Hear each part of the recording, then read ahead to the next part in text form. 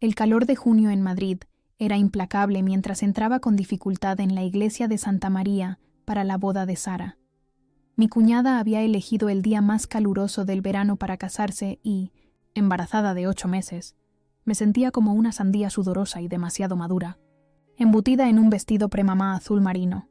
Mi marido, Tomás, mantenía su mano en la parte baja de mi espalda, guiándome a través de la multitud de sus parientes, la mayoría de los cuales apenas me reconocían con algo más que una sonrisa tensa.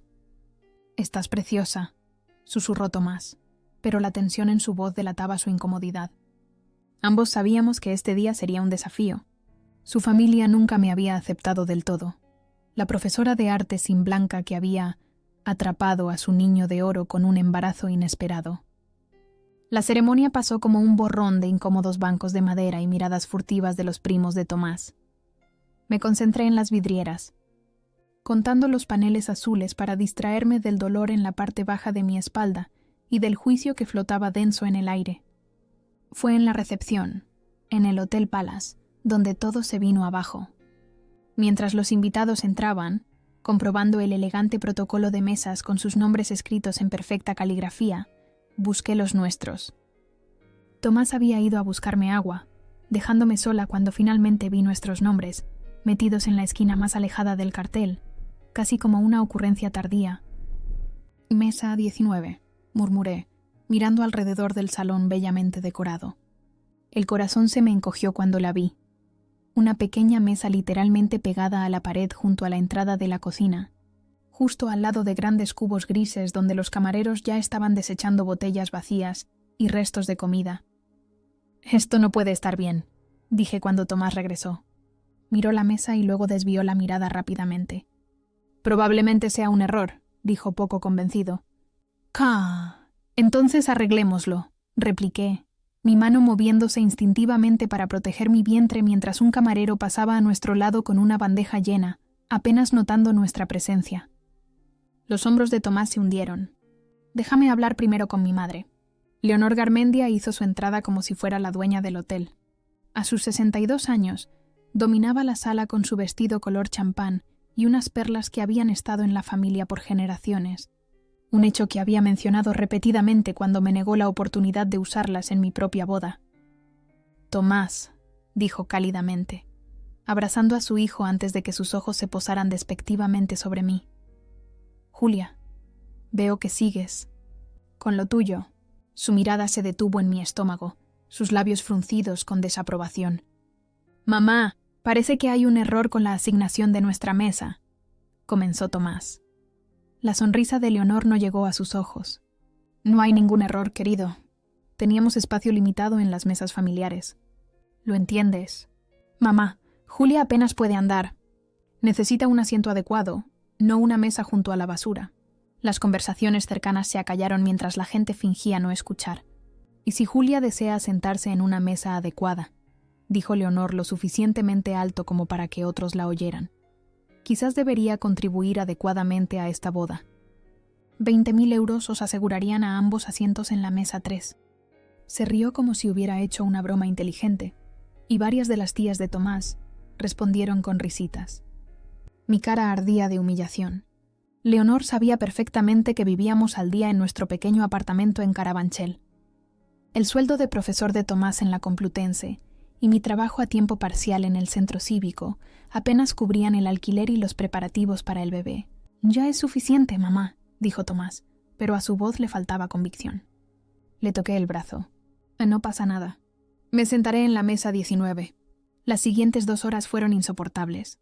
Estuve sentada sola la mayor parte del tiempo, mientras a Tomás lo llamaban para fotos familiares y conversaciones.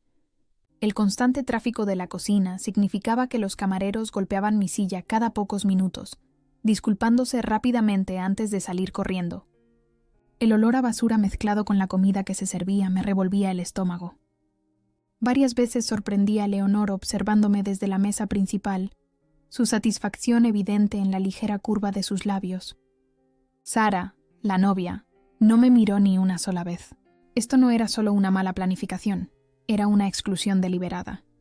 Para cuando cortaron el pastel, mis tobillos se habían hinchado al doble de su tamaño normal, y sentía la espalda como si me la estuvieran apuñalando con atizadores calientes. Necesitaba irme, but Tomás no aparecía por ningún lado. Finalmente, lo vi al otro lado de la sala, enfrascado en una conversación con su padre y su tío, hombres poderosos del distrito financiero de Madrid que nunca habían aprobado la elección de Tomás de enseñar, en lugar de unirse al negocio familiar. Reuniendo la poca dignidad que me quedaba, me levanté lentamente y me dirigí hacia ellos. La sala parecía extenderse interminablemente. Cada paso un esfuerzo mientras los invitados con atuendos caros se apartaban a mi alrededor como si fuera contagiosa. «Tomás», dije cuando finalmente lo alcancé, «necesito irme a casa». Su padre, Ricardo Garmendia, apenas me reconoció con un asentimiento antes de continuar su historia sobre el golf en el club de campo. Tomás parecía dividido, mirando alternativamente a su padre y a mí. «¿Puedes darme 20 minutos más? Papá me estaba hablando de un posible puesto en la firma que podría ayudarnos con la llegada del bebé y... El bebé está llegando ahora, Tomás», lo interrumpí, perdiendo finalmente la paciencia. «Ika he estado sentada sola junto a la basura durante horas mientras tu familia finge que no existo». La conversación se detuvo. Ricardo carraspeó y se apartó, claramente avergonzado por mi arrebato. La cara de Tomás se puso roja. «Estás montando una escena», susurró con dureza. «No, tu familia montó una escena cuando decidió tratar a tu esposa, la madre de tu hijo, como basura». No me había dado cuenta de que Leonor se acercaba hasta que estuvo a mi lado, su perfume sofocante. «Si no puedes comportarte apropiadamente en la boda de mi hija», siseó, «quizás no deberías estar aquí en absoluto». «Estoy de acuerdo», dije, sorprendiéndome a mí misma con mi firmeza. «Me voy». «Tomás, ¿vienes?». La vacilación en sus ojos fue toda la respuesta que necesité. En ese momento, me di cuenta de que estaba realmente sola en esta familia. Mi marido, que había prometido estar a mi lado, estaba suspendiendo su primera prueba real. «Bien», dije, dándome la vuelta para irme. «Llamaré a un Uber». La mano de Leonor se cerró sobre mi hombro. «No seas dramática. Estás avergonzando a Tomás y a toda la familia». Traté de zafarme de su agarre, pero me sujetó con fuerza. Sus uñas cuidadas clavándose en mi piel a través de la fina tela de mi vestido. «Suéltame», advertí, sintiendo una extraña presión creciendo en mi abdomen. «Nunca perteneciste a este lugar», susurró para que solo yo pudiera oírla. «Atrapaste a mi hijo con ese bebé, pero nunca serás una Garmendia». Mientras me apartaba de ella, el agarre de Leonor se intensificó y me dio un empujón pequeño pero deliberado. Desequilibrada y con todo el peso delante, tropecé hacia adelante. Mi vientre embarazado marcando el camino mientras caía hacia el pulido suelo de mármol. El tiempo pareció ralentizarse. Oí jadeos a mi alrededor. Vi la cara de Tomás transformarse de vergüenza a horror. Sentí mis manos extenderse instintivamente para proteger a mi hijo nonato, pero era demasiado tarde. Caí al suelo con un golpe seco. Mis manos no se habían movido lo suficientemente rápido como para amortiguar mi caída por completo, y sentí el impacto reverberar por todo mi cuerpo. Por un segundo aterrador, todo quedó en silencio. La música, la charla, incluso mis propios pensamientos acelerados. Entonces el dolor explotó dentro de mí como un rayo. «Julia». La voz de Tomás parecía venir de kilómetros de distancia mientras me acurrucaba instintivamente alrededor de mi vientre, buscando aire. El mármol pulido estaba frío contra mi mejilla. Podía ver docenas de zapatos de diseño retrocediendo, creando un círculo de curiosos espectadores. Nadie se movió para ayudarme excepto Tomás, que finalmente cayó de rodillas a mi lado, con el rostro pálido. «No la toquen», dijo alguien. «Y podría necesitar una ambulancia». Otra voz, la de Sara, creo, sisió. «Está arruinando mi boda». El dolor se intensificó, envolviendo mi espalda baja y apretando mi abdomen con una fuerza que me hizo gritar. Las manos de Tomás se cernían impotentes sobre mí, temerosas de empeorar las cosas. «Y yo no la empujé», decía Leonor en voz alta. «Está claramente inestable». Simplemente le toqué el hombro y se tiró al suelo para llamar la atención. Quería gritarle, decirles a todos lo que realmente había sucedido, pero otra ola de dolor me robó la voz. Algo cálido y húmedo se extendió debajo de mí, empapando mi vestido y llegando al suelo impoluto. «¡Oh, Dios!», susurré, reconociendo lo que estaba sucediendo. «He roto aguas», La cara de Tomás pasó de pálida a gris. Pero no sales de cuentas hasta dentro de 3 semanas. Díselo a tu bebé. Jadeé mientras otra contracción me atenazaba, más fuerte que la primera. Este no era el inicio gradual del que había leído en los libros de parto. Mi cuerpo estaba acelerando el parto a un ritmo aterrador, desencadenado por la caída y el estrés. El gerente del hotel apareció, tomando el control de la situación donde Tomás no podía. Hemos llamado a una ambulancia. Estarán aquí en unos 15 minutos. ¿15 minutos? El pánico en la voz de Tomás reflejaba mi propio miedo creciente. Agarré su mano con tanta fuerza que mis nudillos se pusieron blancos. No creo que tengamos 15 minutos. Una mujer se abrió paso entre la multitud. La prima de Tomás, Raquel, enfermera en el Hospital La Paz. Se arrodilló a mi lado, su vestido de dama de honor desplegándose a su alrededor. «Déjame ver», dijo con calma, manteniendo mi dignidad cubriendo mis piernas con un mantel mientras evaluaba la situación. Sus ojos se abrieron como platos. Ya está dilatada. Este bebé viene ya. La sala estalló en un movimiento caótico. Algunos invitados huyeron, no dispuestos a presenciar la desordenada realidad de un parto interrumpiendo su champán y pastel. Otros movieron mesas para crear espacio. Leonor se quedó helada, su compostura perfecta finalmente rota al darse cuenta de las consecuencias de sus acciones. «Tenemos que moverla a un lugar más privado», dirigió Raquel. «Hay una pequeña sala de conferencias al final del pasillo», ofreció el gerente. Tomás y otro primo intentaron levantarme, pero cada movimiento me provocaba un dolor insoportable.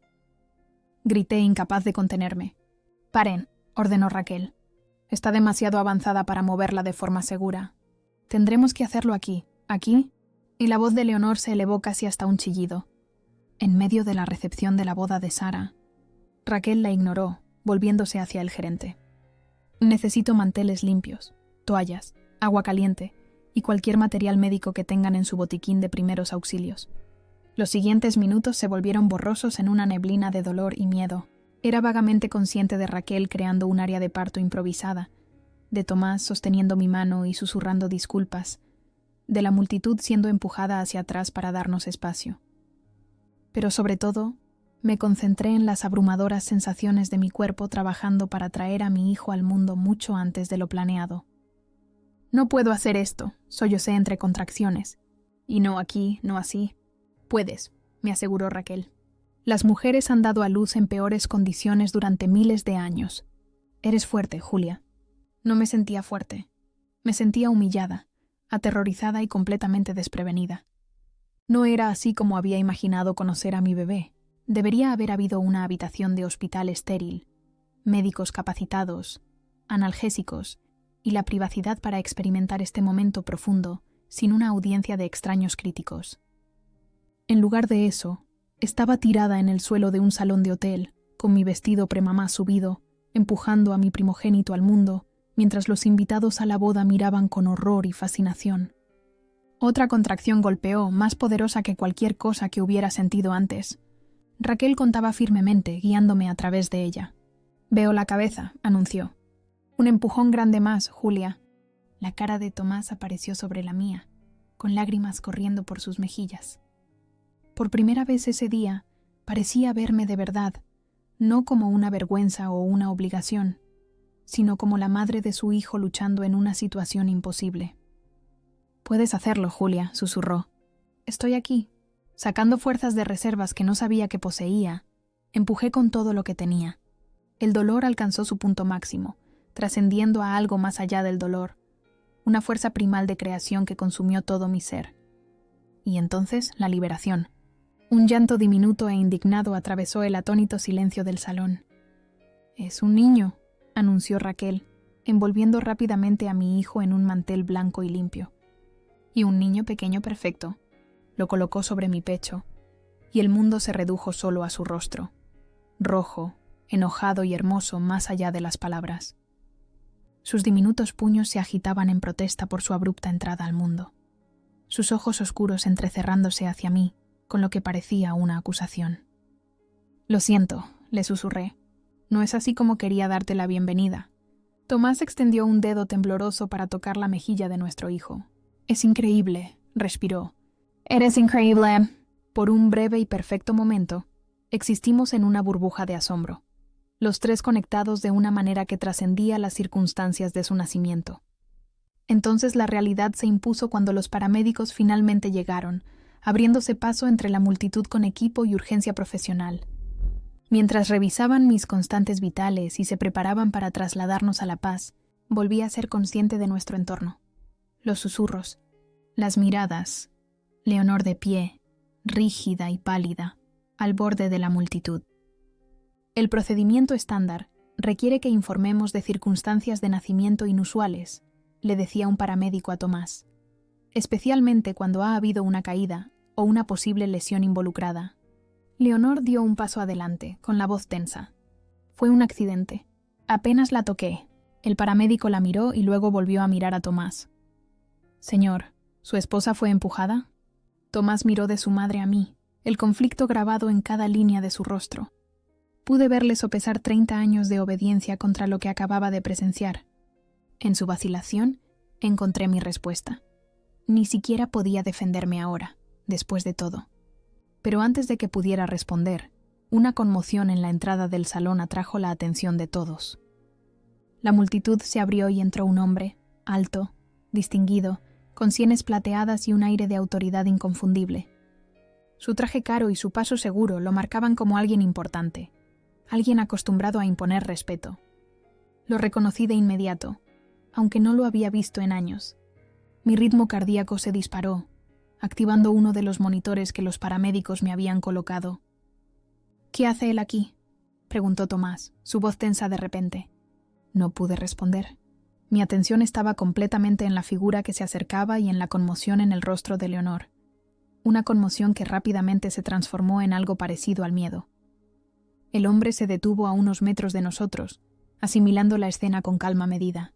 Sus ojos se movieron de mí al bebé, a Tomás y finalmente a Leonor. «Veo que he llegado en un momento bastante significativo», dijo, su acento británico nítido en la sala silenciosa.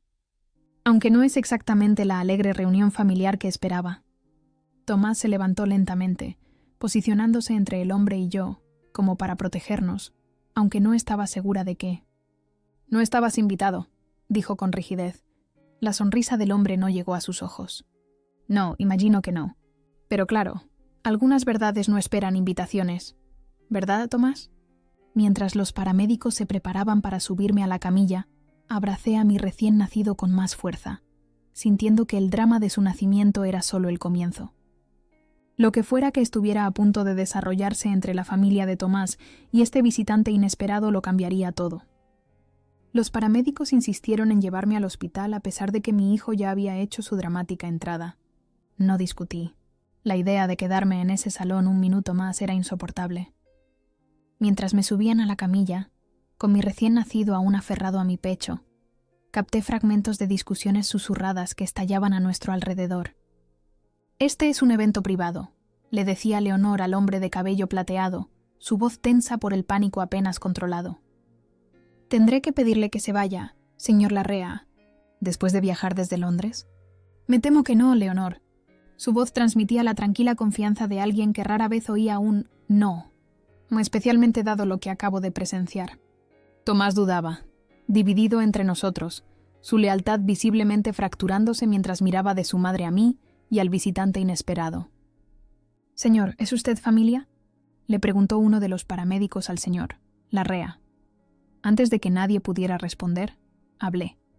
«Sí, lo es». Las palabras escaparon antes de que pudiera considerar sus implicaciones. Pero no podía soportar la idea de enfrentar lo que venía después, sin al menos una persona firmemente de mi lado. Las cejas del señor Larrea se alzaron ligeramente, pero asintió. «En efecto, los acompañaré al hospital». «Espera un minuto», comenzó Tomás, pero el señor Larrea lo silenció con una mirada. «Creo que tu esposa y tu hijo te necesitan ahora, Tomás. Quizás deberías concentrarte en eso en lugar de otras preocupaciones». Algo en su tono hizo palidecer a Tomás. Sin otra palabra, mi esposo nos siguió mientras los paramédicos me llevaban a través de la multitud.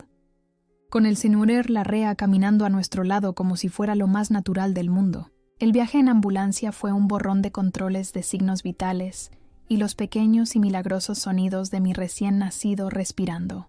Tomás se sentó a mi lado, con el rostro pálido, mirando ocasionalmente al señor Larrea, quien de alguna manera había conseguido permiso para unirse a nosotros. Nadie habló más allá de los intercambios médicos necesarios con los paramédicos. En La Paz, nos llevaron directamente al ala de maternidad, donde un equipo nos evaluó rápidamente a mí y al bebé. A pesar de su dramática llegada, mi hijo parecía notablemente saludable, 3,3 kilos de vida decidida. Los médicos estaban más preocupados por mí y ordenaron pruebas para detectar lesiones internas por la caída. Necesitaremos mantenerlos a ambos en observación esta noche, explicó el médico. Un parto precipitado después de un trauma a veces puede enmascarar complicaciones. Asentí, demasiado agotada para hacer otra cosa que estar de acuerdo.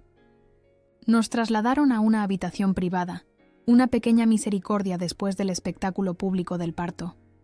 Tomás nos siguió, con aspecto perdido, mientras el señor Larrea esperaba fuera, su presencia un interrogante inminente en el caos del día. Una vez instalada, con mi hijo limpio, examinado y de vuelta en mis brazos, la enfermera hizo la pregunta que había estado temiendo. ¿Han elegido un nombre? Tomás y yo intercambiamos miradas. Habíamos discutido nombres, pero nunca nos habíamos decidido por uno, siempre pensando que teníamos más tiempo. Oliver, dije de repente, mirando la carita seria de mi hijo. Tomás pareció sorprendido, pero no se opuso. Más tarde, cuando la enfermera se fue y estábamos a solas con nuestro hijo, él finalmente habló. ¿Por qué está Robert Larrea aquí, Julia? ¿Cómo lo conoces? Cambié a Oliver al otro brazo, haciendo una mueca por el dolor en mi cuerpo. Ya sabes cómo lo conozco. Financió el programa de arte donde enseñaba antes de que nos conociéramos. Era mi mentor. Nunca me dijiste que seguíais en contacto. No lo estamos. No he hablado con él en años.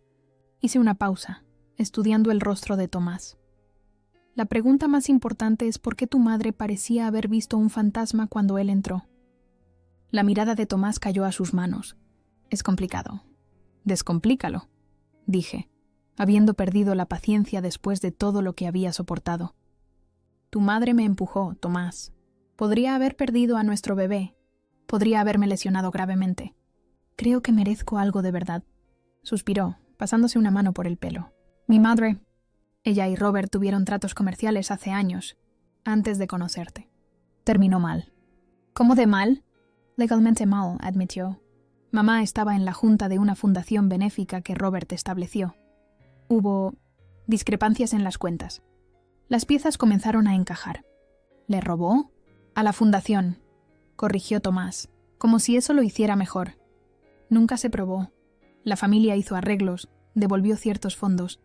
El asunto se resolvió en privado. ¿Y nunca pensaste en mencionar esto cuando te dije que trabajé para él?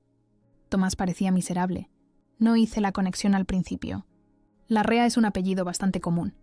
Para cuando me di cuenta de quién era tu mentor, ya estábamos en serio, y yo no quería complicar las cosas. Un golpe en la puerta nos interrumpió. Robert Larrea estaba en el umbral, su alta figura llenando el espacio con una autoridad que hacía que incluso la habitación del hospital pareciera pequeña. ¿Puedo pasar?, me preguntó, aunque no era realmente una pregunta. Tomás se tensó pero asintió a regañadientes. Robert se acercó a la cama, su expresión suavizándose mientras miraba a Oliver. Es magnífico, Julia. Felicidades. Gracias, dije, aunque desearía que las circunstancias hubieran sido diferentes. Sí, asintió Robert, su voz endureciéndose ligeramente. Yo también. Se volvió hacia Tomás. Me gustaría un momento a solas con tu esposa, si no te importa. Tomás se mantuvo firme.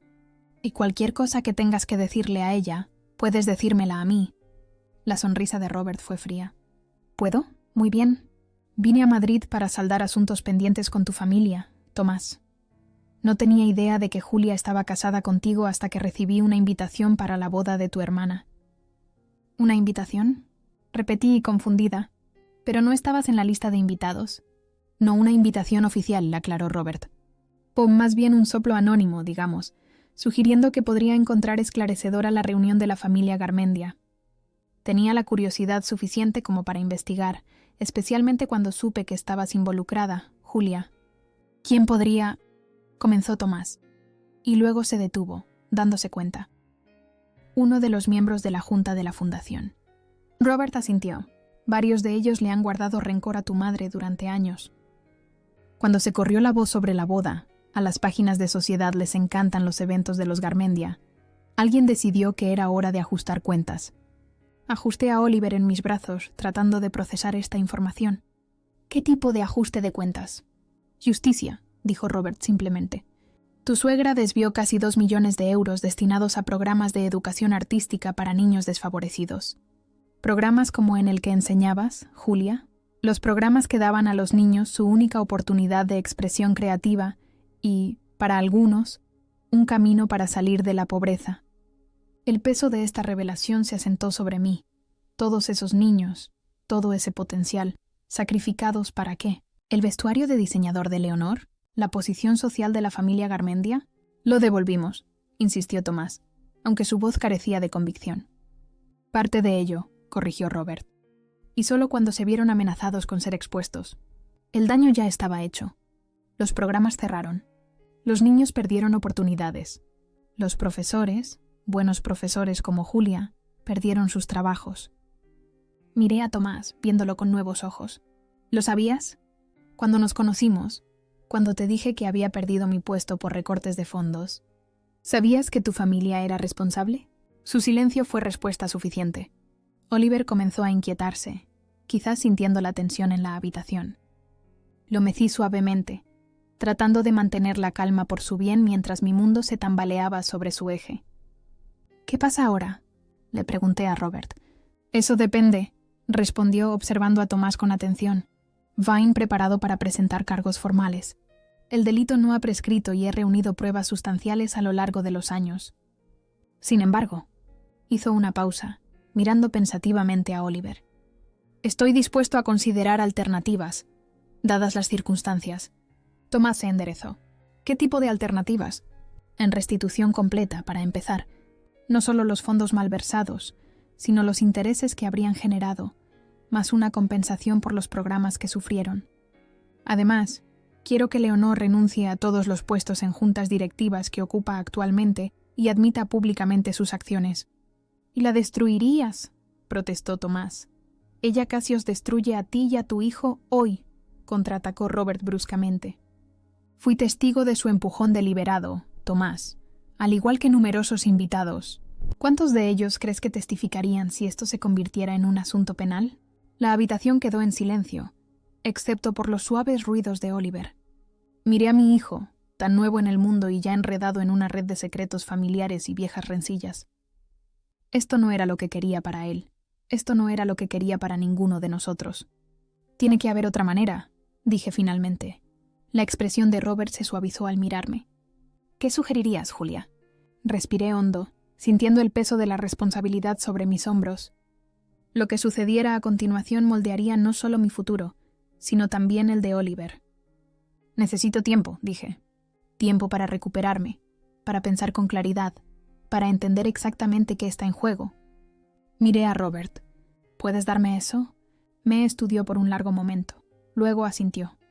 «Por ti, sí, 1 semana». «¿Y no pasará nada hasta entonces? ¿Ni cargos, ni declaraciones públicas?» «Mantienen mi palabra». Tomás miró entre nosotros, claramente inquieto por el intercambio. ¿No tengo yo voz en esto? Sostuve su mirada firmemente.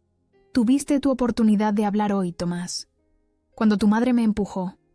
Cuando estaba en el suelo dando a luz a nuestro hijo. Tu silencio lo dijo todo». Su rostro se descompuso. «Julia, yo». «Ahora no», lo interrumpí, de repente agotada hasta los huesos. «No puedo hacer esto ahora». Robert captó la indirecta y se dirigió hacia la puerta. «Estaré en el Four Seasons durante la próxima semana. ¿Sabes cómo localizarme?» Hizo una pausa, mirándonos. «Felicidades de nuevo por vuestro hijo. A pesar de todo, su llegada es una bendición que vale la pena celebrar». Después de que se fue, Tomás y yo nos quedamos sentados en un silencio cargado. Oliver se había quedado dormido en mis brazos, su pequeño rostro pacífico a pesar de la tormenta que se gestaba a su alrededor. Estudié sus rasgos, la nariz de Tomás, mi boca, una mezcla perfecta de ambos, y me pregunté en qué tipo de familia había nacido. ¿En qué estás pensando?, preguntó finalmente Tomás, su voz apagada. Levanté la vista, sintiendo una extraña calma instalarse en mí. Estoy pensando que hoy se suponía que era para dar la bienvenida a nuestro hijo, no para exponer secretos familiares y viejos delitos. Estoy pensando que tu madre estuvo dispuesta a arriesgar su vida antes que enfrentar su pasado. Y estoy pensando, ¿qué? O que tal vez la aparición de Robert Larrea no fue solo para saldar viejas cuentas. Tal vez fue el universo dándome la oportunidad de ver finalmente la verdad. Tomás buscó mi mano, pero la aparté. Necesito descansar ahora, dije. Y tú necesitas decidir dónde reside realmente tu lealtad. ¿Con la familia que te crió o con la familia que has creado? Mientras Tomás salía a regañadientes de la habitación, abracé a Oliver con fuerza, susurrándole promesas en su diminuta oreja.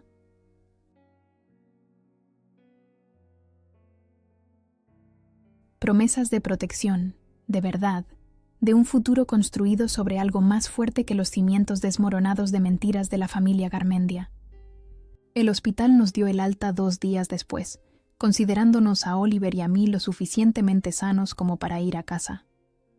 Tomás había sido una presencia constante y ansiosa, yendo y viniendo entre el hospital y nuestro apartamento, preparando la habitación del bebé que solo habíamos terminado a medias. Su familia no había visitado, una pequeña misericordia por la que estaba agradecida. «Mamá quiere venir a ver al bebé», se aventuró Tomás, mientras me ayudaba a entrar en nuestro modesto apartamento de Carabanchel. Oliver dormía en su portabebés, felizmente inconsciente de la tensión que rodeaba su primera bienvenida a casa. «No», dije simplemente, dejándome caer en nuestro gastado sofá. Todavía me dolía todo, mi cuerpo recordándome con cada movimiento el trauma que había soportado. Tomás dejó el portabebés con cuidado. Julia, es su abuela. Es la mujer que me tiró al suelo cuando estaba embarazada de 8 meses.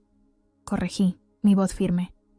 Tiene suerte de que no haya presentado cargos, suspiró, pasándose una mano por el pelo, un gesto que una vez encontré entrañable, pero que ahora reconocía como una señal de que estaba evitando verdades difíciles. Esto de Robert Larrea es complicado. Entonces descomplícamelo, Tomás. Todo. No más medias verdades u omisiones convenientes. Antes de que pudiera responder, un golpe en la puerta nos hizo saltar a ambos. Tomás se tensó, moviéndose protectoramente hacia Oliver. ¿Esperas a alguien?, negué con la cabeza. No es que nos inundaran las visitas incluso en tiempos normales, y poca gente sabía que habíamos vuelto a casa hoy. Tomás miró por la mirilla y luego retrocedió como si se hubiera quemado. Es él, Larrea. Algo parecido al alivio me invadió. Déjalo entrar. Julia, déjalo entrar, Tomás. Nos dio una semana. Solo han pasado 2 días. Con evidente reticencia, Tomás abrió la puerta. Robert Larrea estaba allí, con un suéter azul marino informal y pantalones que de alguna manera lograban parecer impecablemente confeccionados. Llevaba un pequeño paquete envuelto en papel plateado y un maletín. «Espero no molestar», dijo, aunque su tono sugería que no le importaba especialmente si lo hacía. Quería traer un regalo para el pequeño. Sus ojos recorrieron nuestro apartamento, observando los muebles de segunda mano y la mancha de humedad en el techo que nuestro casero había prometido arreglar durante meses. «Gracias», dije, indicándole que entrara. «Es muy amable de su parte». Tomás permaneció junto a la puerta, su lenguaje corporal gritando incomodidad. «Pensé que teníamos una semana». «La tenéis», confirmó Robert, moviéndose para colocar su regalo en nuestra mesa de centro. «Esta es una visita social». Miró el portabebés de Oliver. «¿Puedo?», asentí. Y él se inclinó para mirar a mi hijo dormido, una sonrisa genuina suavizando sus rasgos. «Perfecto», murmuró. «A pesar de todo, un milagro perfecto». Tomás carraspeó. Estaba a punto de hacer café. «¿Le apetece?». La educada oferta me sorprendió.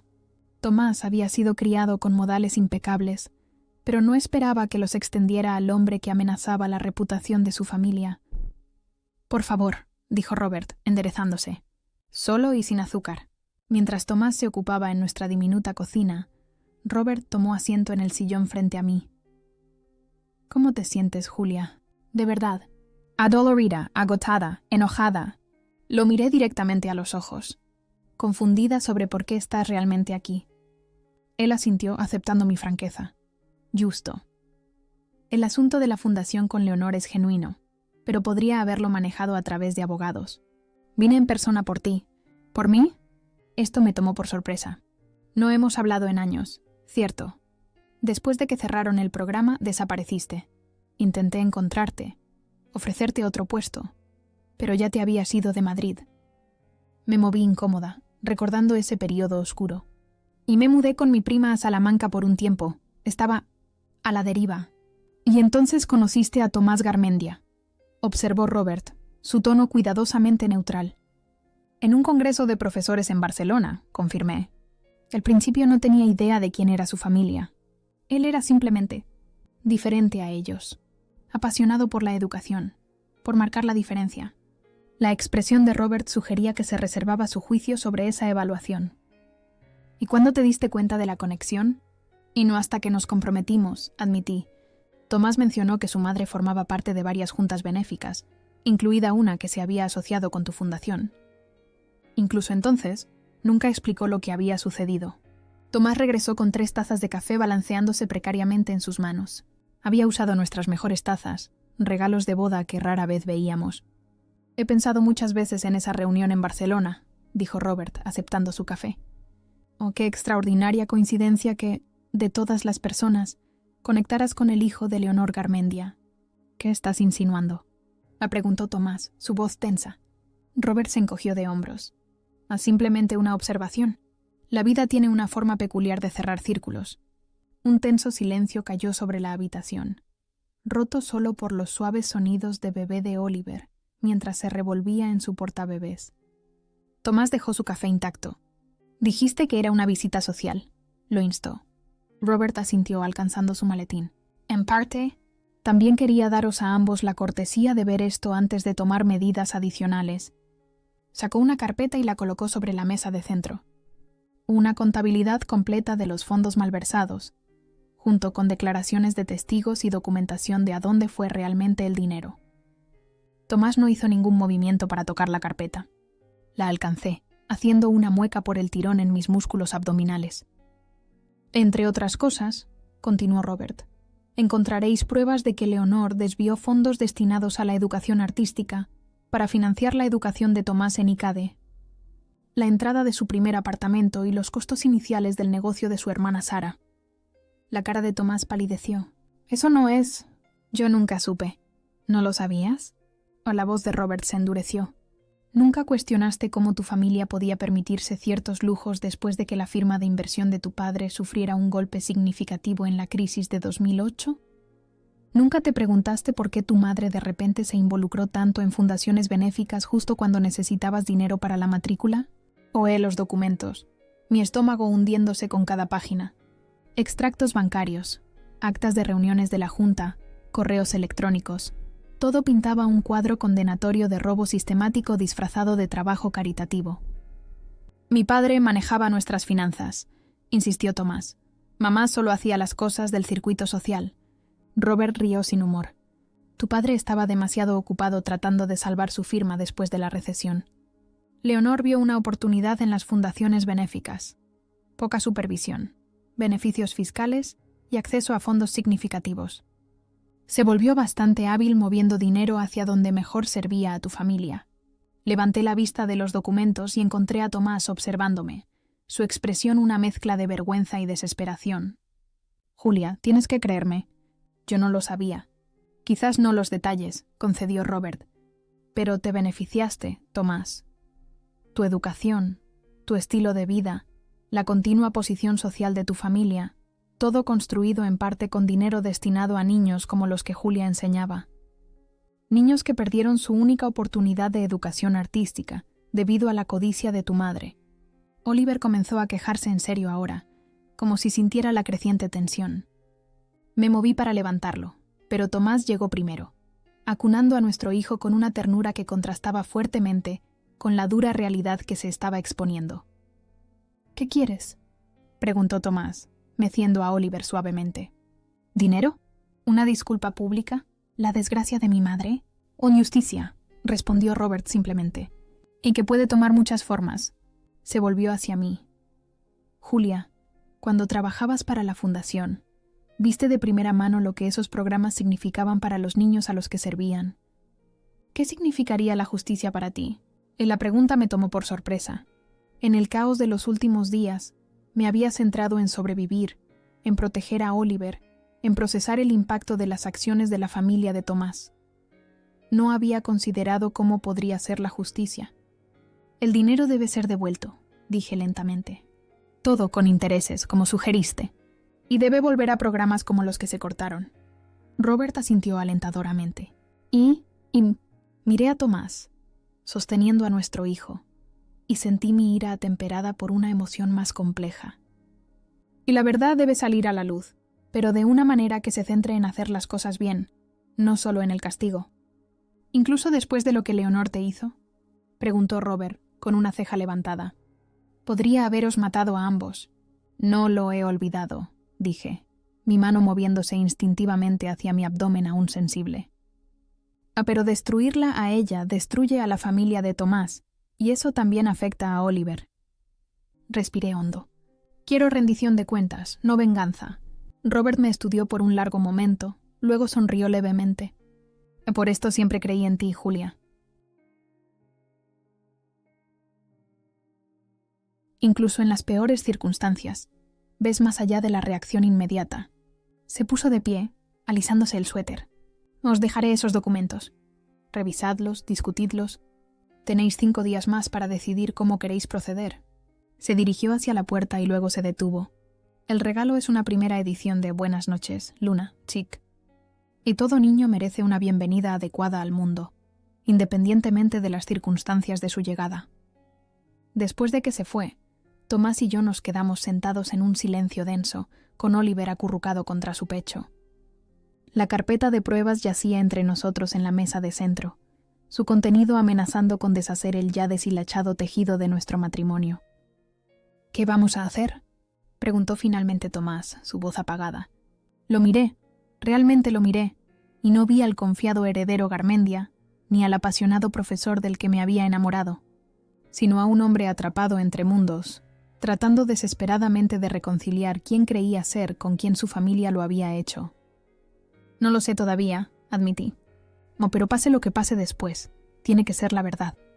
Toda, no más secretos, Tomás, ni entre nosotros ni sobre tu familia. Él asintió, sus ojos brillando con lágrimas contenidas mientras miraba a nuestro hijo. Lo siento, Julia, por todo. Lo sé, dije en voz baja. Pero lo siento ya no es suficiente. No después de lo que pasó en la boda. No después de esto. Señalé la carpeta. Necesitamos decidir quiénes somos realmente y qué defendemos, no solo por nosotros mismos, sino por Oliver. El peso de esa decisión se instaló a nuestro alrededor, mientras la luz del atardecer se desvanecía en nuestro pequeño apartamento, proyectando largas sombras sobre la vida que habíamos construido juntos, una vida que ahora se asentaba sobre cimientos tan inestables como los secretos sobre los que se había construido. A la mañana siguiente, Tomás llamó a la universidad para decir que estaba enfermo por primera vez en su carrera docente. Pasamos el día revisando minuciosamente los documentos de Robert mientras nos turnábamos para cuidar a Oliver. Con cada página, el nudo en mi estómago se apretaba. La evidencia era meticulosa, condenatoria e innegable. «A 2 millones de euros», murmuré, mirando el recuento final. «Se llevó 2 millones de euros de programas infantiles». Tomás se sentó frente a mí en nuestra pequeña mesa de cocina, su rostro demacrado por el agotamiento y la vergüenza. Y aparentemente devolvió menos de la mitad cuando la Junta comenzó a hacer preguntas. Por eso nunca lo hicieron público, me di cuenta. Recuperaron algo de dinero y evitaron un escándalo que habría dañado la reputación de la fundación. Y ahora Robert quiere el resto, más intereses. Tomás se frotó los ojos. La familia Garmendia tiene dinero, pero no ese tipo de efectivo líquido. Ya no. Levanté la vista bruscamente. ¿Qué quieres decir con ya no? Tomás dudó y luego suspiró. La firma de inversión de papá nunca se recuperó por completo después de 2008. Mantienen las apariencias, pero han estado vendiendo activos discretamente durante años. La casa del barrio de Salamanca, la propiedad de vacaciones en Sotogrande, están apalancados hasta el cuello. Y nunca me dijiste esto porque no era mi secreto contarlo, admitió. Y porque estaba avergonzado. Los Garmendia han sido la aristocracia de Madrid durante generaciones. Nuestro nombre abre puertas. La idea de que todo podría ser una fachada. Se interrumpió pareciendo perdido. Pensé en el comentario cruel de Leonor en la boda, que necesitaríamos pagar 20.000 euros por un asiento en una mesa adecuada. La crueldad tenía un nuevo contexto ahora. No solo estaba siendo elitista, estaba protegiendo los menguantes recursos de la familia. Así que si Robert exige la restitución total, dije lentamente, es posible que tu familia no pueda pagarla. No sin venderlo todo, liquidar fondos de jubilación, tal vez incluso la bancarrota, confirmó Tomás. Sería el fin del legado Garmendia. Una parte de mí, la parte que todavía sufría por el empujón de Leonor, todavía humillada por mi trato en la boda, sintió una oleada de satisfacción vengativa. Pero al mirar el rostro de Tomás, la angustia genuina allí, descubrí que no podía abrazar completamente ese sentimiento. Y necesitamos hablar con tus padres, dije finalmente. Todos juntos, con Robert. Tomás pareció sorprendido. ¿Quieres organizar una reunión? Después de todo lo que ha pasado. Y quiero que se reconozca la verdad, aclaré. Y no más esconderse, no más fingir. Si hay alguna posibilidad de seguir adelante, cualquier posibilidad, tiene que empezar con la honestidad. Tomás dudó, luego asintió. Los llamaré. La reunión se organizó para esa noche en nuestro apartamento. Territorio neutral que, sin embargo, nos colocaba en una ventaja psicológica. Mi suegra inicialmente se había negado a venir a nuestro cutre apartamento, como lo llamó, pero la participación de Robert la había hecho cambiar de opinión. A medida que se acercaba la hora señalada, sentí una extraña calma instalarse en mí. Alimenté a Oliver. Lo cambié y lo acomodé en su Moisés en nuestro dormitorio. Pasara lo que pasara en nuestra sala de estar, quería que estuviera protegido de ello.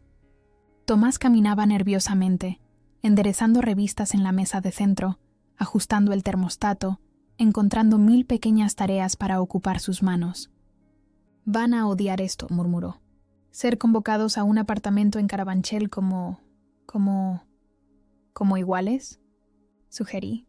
Como personas que necesitan asumir la responsabilidad de sus acciones.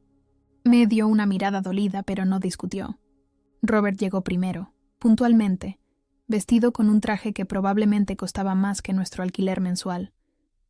Trajo café y pasteles de una panadería de alta gama. Una ofrenda de paz, explicó, dejándolo sobre la mesa. Aunque no soy yo quien necesita hacer las paces. 20 minutos después, una tardanza deliberada, estaba segura, Ricardo y Leonor Garmendia llamaron a nuestra puerta. Entraron como la realeza visitante, sus ojos barriendo críticamente nuestro modesto hogar. Leonor llevaba un suéter de cachemira y perlas, como si venir a Carabanchel requiriera atuendo formal. Ricardo parecía sombrío con su traje a medida, su rostro, una vez atractivo, surcado por el estrés. «¿Dónde está el bebé?», fueron las primeras palabras de Leonor, ni un saludo ni una disculpa. «Durmiendo», respondí fríamente. «Y su nombre es Oliver». «Somos conscientes del nombre de nuestro nieto», dijo Ricardo con rigidez. Su mirada se posó en Robert y su expresión se endureció. «No me dijeron que él estaría aquí». «Es una parte necesaria de esta conversación», dijo Tomás, indicando a sus padres que se sentaran. «Todos necesitamos hablar sobre lo que pasará ahora». Leonor se posó en el borde de nuestro sofá como si temiera que pudiera contaminar sus pantalones de diseño. «Si esto es por ese desafortunado incidente en la boda». «¿Desafortunado incidente?», interrumpí perdiendo la calma. «Quien me empujaste al suelo cuando estaba embarazada de 8 meses. Podrías haber matado a tu nieto antes de que naciera». «Simplemente toqué tu hombro», resopló Leonor. «Siempre has sido propensa al drama, Julia». «Había testigos», intervino Robert suavemente. «Docenas de ellos, incluidos varios que estarían encantados de testificar sobre lo que vieron». «Eso es agresión, Leonor. Potencialmente intento de asesinato, dadas las circunstancias». El rostro de Ricardo palideció. «Mire usted». «No, mire usted», interrumpió Tomás, su voz más fuerte de lo que nunca la había oído al dirigirse a su padre. «Esto no es solo sobre lo que pasó en la boda. Es sobre todo». Señaló la carpeta sobre la mesa de centro. «Sabemos lo del dinero de la fundación, mamá. Todo». La fachada perfectamente compuesta de Leonor se resquebrajó ligeramente. «Y no sé de qué estás hablando». 2 millones de euros, dije, observando su rostro. Dinero que estaba destinado a programas de arte para niños desfavorecidos. Programas como en el que yo enseñaba, donde los niños tenían su única oportunidad de experimentar la música, la pintura, el teatro. Lo cogiste para uso personal de tu familia. Eso es absurdo, vociferó Ricardo, pero pude ver el pánico en sus ojos. Leonor sirve en docenas de juntas como voluntaria. Ha dedicado años al trabajo caritativo. ¿Sí? Asintió Robert amablemente. Y muy caritativa con su propia familia. Matrícula de ICADE para Tomás. La entrada de su apartamento. Fondos iniciales para el negocio de Sara. Todo apareciendo misteriosamente justo cuando su firma de inversión luchaba por mantenerse a flote después de la recesión. La mandíbula de Ricardo se movió en silencio. Las manos de Leonor se aferraron a su bolso. ¿Es verdad?, le preguntó Tomás, mirando directamente a su madre. ¿Robaste ese dinero? El silencio se alargó, tenso y terrible. Finalmente, Leonor habló, su voz quebradiza. Reasigné fondos a donde se necesitaban. La fundación tenía mucho dinero. Esos niños nunca habrían llegado a nada de todos modos. Pero tú tenías potencial, Tomás. Necesitabas la mejor educación, las conexiones adecuadas. La crueldad casual de su desdén me dejó sin aliento. ¿Esos niños nunca habrían llegado a nada? Niños como Mateo, que a los 12 años había mostrado tal promesa con el violonchelo que su profesor había llorado cuando se cortó el programa. O Adia, cuyas pinturas ya habían ganado un concurso de la ciudad a los 14 años. «Por Dios, mamá», susurró Tomás, el horror evidente en su voz. «¿Siquiera te oyes?» «Onosis ingenuo», espetó Leonor. «El mundo funciona con conexiones y oportunidades. Yo aseguré las tuyas. Sin mi intervención, ¿dónde estarías? ¿Dando clases en una universidad de segunda en lugar de en la Complutense? ¿Viviendo en algún alquiler espantoso para siempre? «So me estaría viviendo honestamente», replicó Tomás, «no beneficiándome de dinero robado». Ricardo carraspeó. «¿Qué piensa hacer exactamente con esta información?», le preguntó a Robert. «Eso depende», respondió Robert, su tono conversacional, como si discutiera el clima. «La restitución total sería un comienzo. Los 2 millones, más los intereses de los últimos 7 años, digamos 3 millones en total. Además, el reconocimiento público de lo que sucedió, la renuncia de Leonor de todos sus puestos actuales en juntas directivas y una disculpa formal a los niños y maestros afectados por los recortes del programa». «Imposible», dijo Ricardo rotundamente. «Ni no tenemos ese tipo de capital líquido». «Entonces liquiden sus activos», sugirió Robert. «Vended la casa del barrio de Salamanca. Subastad la colección de arte. Cobrad esos fondos de jubilación». Leonor emitió un pequeño sonido de angustia. Continuó Robert, «presento cargos penales. Fraude, malversación, abuso de confianza. El lote completo. Seguiréis perdiéndolo todo, pero lo haréis desde una celda, Leonor».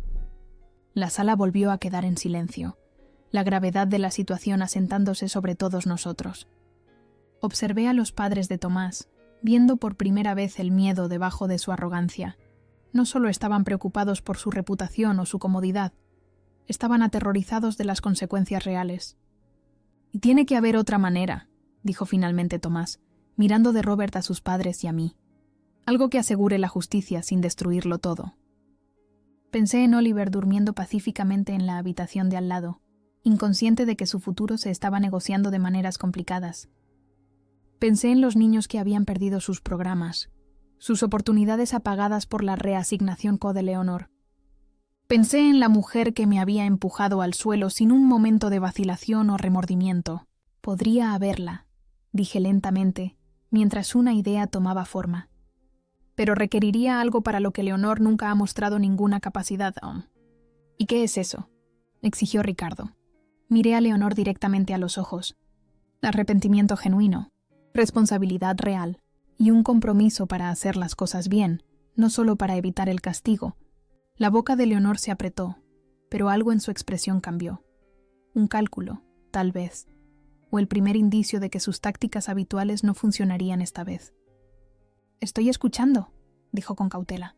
Y así, en nuestro pequeño apartamento de Carabanchel, con la suave respiración de Oliver ocasionalmente audible a través del monitor de bebés, Comenzamos el doloroso proceso de extraer la verdad de una familia construida sobre las apariencias y negociar un camino a seguir que podría, solo podría, ofrecer redención junto con justicia. El plan se concretó durante la semana siguiente, un delicado equilibrio de justicia y misericordia que requería más de los Garmendia que solo dinero. Tomás me sorprendió con su apoyo inquebrantable, manteniéndose firme incluso cuando sus padres intentaron apelar a la lealtad familiar. No se trata de elegir bandos, les dijo durante un intercambio particularmente tenso. Se trata de hacer lo correcto. Algo que debería haber aprendido de vosotros, pero que aparentemente necesité aprender de mi esposa. La base de nuestro acuerdo era financiera. Los Garmendia devolverían los 2 millones completos, más 1 millón en intereses y daños. Pero el cómo importaba tanto como la cantidad. Vender la casa del barrio de Salamanca no es negociable, insistió Robert durante nuestra reunión final. Es el activo más significativo, y liquidarlo envía un mensaje claro sobre las prioridades. Leonor parecía abatida. Esa casa ha estado en la familia Garmendia durante 3 generaciones. Y permanecerá en la familia Garmendia, dije, sorprendiendo a todos. Simplemente no como vuestra residencia. Mi plan era simple pero transformador. Convertir la señorial mansión del barrio de Salamanca en un centro de educación artística, dedicado específicamente a los niños que habían perdido sus programas cuando Leonor desvió los fondos.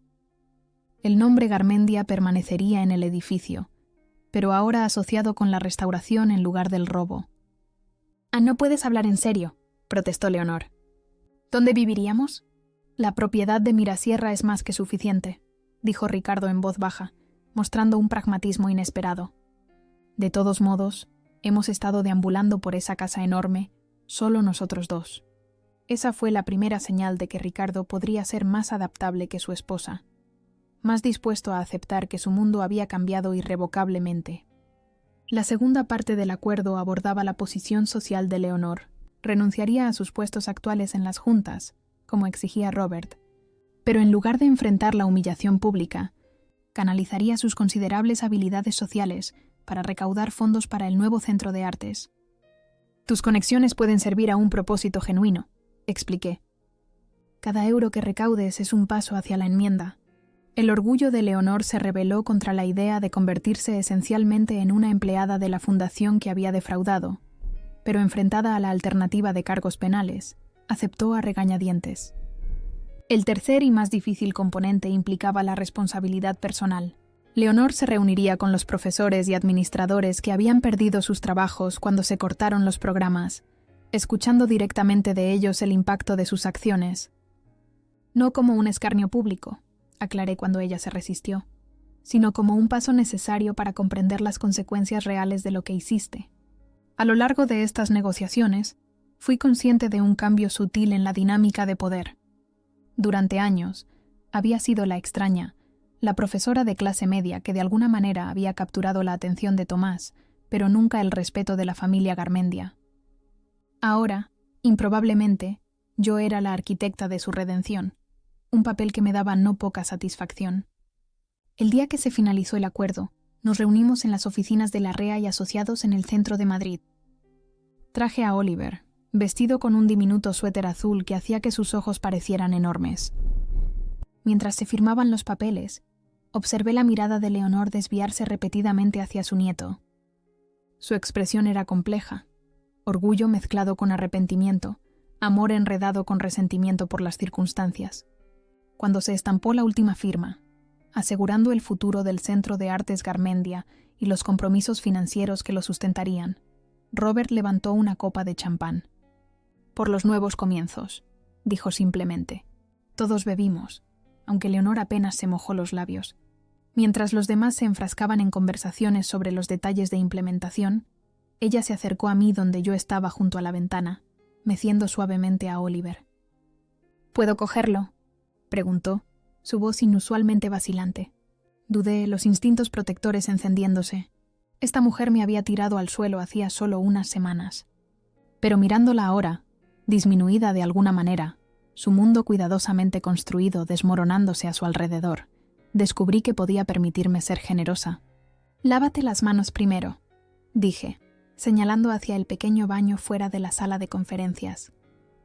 Cuando regresó, Le pasé cuidadosamente a Oliver a sus brazos, observando de cerca cómo lo acunaba con una ternura inesperada. «Tiene la barbilla Garmendia», murmuró, trazando su diminuto rostro con un dedo cuidado. «Odi los ojos de Ricardo». «La nariz de Tomás», agregué. «Y las orejas de mi madre». Levantó la vista, la sorpresa brillando en sus rasgos ante este recordatorio de que yo también venía de algún lugar. Tenía una familia, una historia. «Y nunca quise conocerte», admitió en voz baja. «Era más fácil descartarte como indigna que considerar que realmente podrías amar a mi hijo por sí mismo, no por su nombre o sus perspectivas». No era una disculpa, no exactamente, pero viniendo de Leonor Garmendia, era sísmico. «¿Y ahora?», me pregunté. Miró a Oliver, que había envuelto su diminuta mano alrededor de su dedo. «Ahora no tengo más remedio que conocerte. Eres la madre de mi nieto, y...» Hizo una pausa, las palabras claramente difíciles. «Y encontraste una solución que nos permite mantener nuestra dignidad mientras hacemos las paces. Eso demuestra carácter». Viniendo de Leonor, era prácticamente una declaración de respeto. Lo acepté como la rama de olivo que pretendía ser, frágil e imperfecta, pero real. La transformación del legado Garmendia comenzó en serio el mes siguiente. El País publicó un reportaje sobre el nuevo Centro de Artes, destacando los programas que ofrecería y las comunidades a las que serviría. El artículo hacía una referencia delicada a la reestructuración de activos familiares, en lugar del fraude que lo había hecho necesario. Parte de nuestro acuerdo para centrarnos en la restauración en lugar del castigo. Lo que el artículo no mencionaba, no podía capturar, eran los ajustes de cuentas personales que ocurrían entre bastidores. La primera reunión de Leonor con los antiguos profesores del programa fue dolorosa de presenciar. Su instinto de defenderse y minimizar chocó con la realidad de sus historias. Un profesor de música describió cómo vendió sus propios instrumentos para continuar dando lecciones gratuitas a estudiantes prometedores. Una instructora de arte relató cómo una adolescente talentosa había abandonado la pintura después del cierre del programa, la pérdida de esa salida creativa contribuyendo a una depresión que requirió hospitalización. «Ya no eran solo actividades», le dijo la mujer a Leonor, su voz firme a pesar de su evidente emoción. Para muchos de estos chicos, el arte era su salvavidas, su forma de procesar traumas, su único espacio seguro para expresarse. Observé el rostro de Leonor mientras escuchaba. Realmente escuchaba quizás por primera vez en su vida, a personas que anteriormente había considerado por debajo de ella. Vi conmoción, incomodidad y, finalmente, asombrosamente, algo parecido al arrepentimiento genuino. Tomás también fue testigo de esta transformación, su propia relación con sus padres evolucionando mientras se adaptaban a su nueva realidad. Encontró un equilibrio entre la responsabilidad y la compasión que yo no siempre podía mantener, especialmente en los días en que el recuerdo de la boda y mi parto traumático resurgían bruscamente. «Lo están intentando», me recordaba suavemente en mis días más vengativos. «No siempre bien, pero lo están intentando». Y lo estaban. Ricardo se volcó en los aspectos legales de establecer el Centro de Artes, aprovechando su perspicacia comercial al servicio de algo que valía la pena, quizás por primera vez.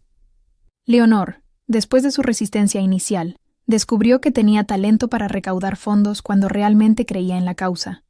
Su red social, una vez utilizada principalmente para el autoengrandecimiento, se convirtió en una poderosa herramienta para reunir apoyo y recursos.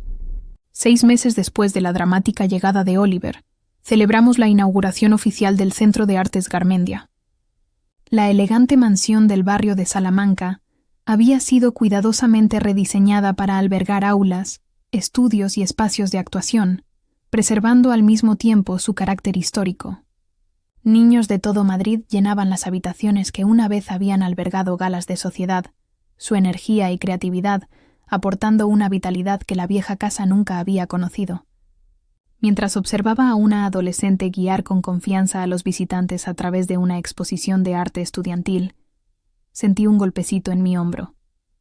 Me volví para encontrar a Robert Larrea, distinguido como siempre con un traje perfectamente entallado.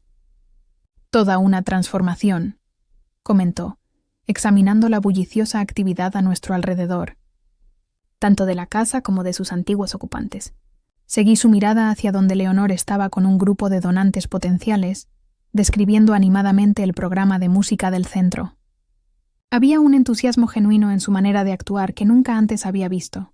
La gente puede cambiar, dije, cuando se les da la motivación adecuada y el camino correcto.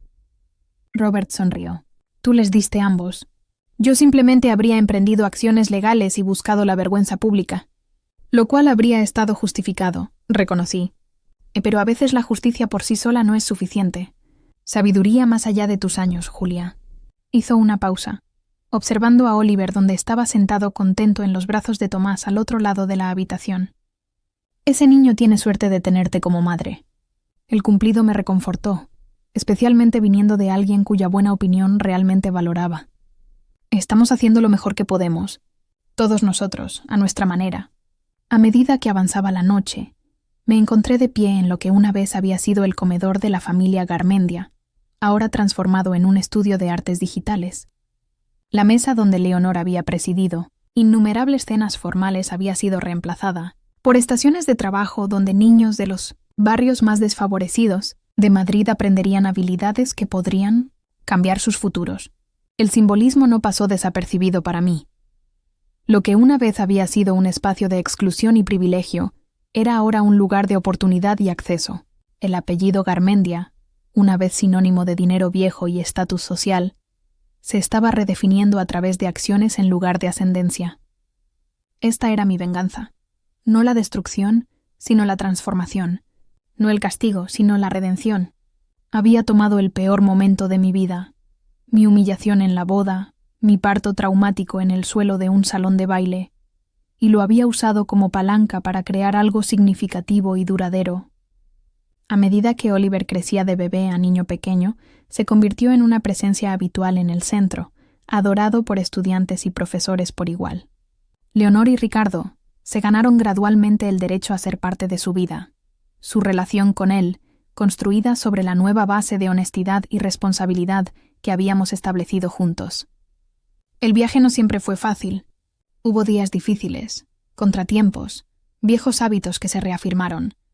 Pero cada vez que enfrentábamos un desafío, recordaba la fuerza que había encontrado en el suelo de ese salón de baile, el poder que había surgido de mi momento más vulnerable. Nos salvaste de nosotros mismos, me dijo Tomás en el primer aniversario del centro, mientras veíamos a los niños realizar un concierto en lo que una vez había sido la sala de estar formal de sus padres. Y podrías haber destruido a mi familia, y nadie te habría culpado. En lugar de eso, construiste algo mejor a partir de los restos. Me apoyé contra él, nuestras manos entrelazadas, Oliver durmiendo pacíficamente en su cochecito a nuestro lado. No lo hice por ellos, dije honestamente. Lo hice por él, por nosotros, y por todos los niños que merecían algo mejor de lo que se les dio. A nuestro alrededor, la música llenaba la sala, hermosa, esperanzadora y completamente nueva. Como el legado que estábamos creando juntos, una nota honesta a la vez.